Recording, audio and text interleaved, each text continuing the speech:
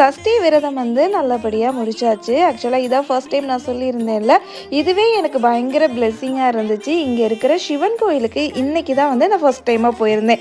அதுவும் சஷ்டி அப்படிங்கிறதுனால அழகான முருகருக்கு அவ்வளோ அபிஷேகம் நடந்துச்சு.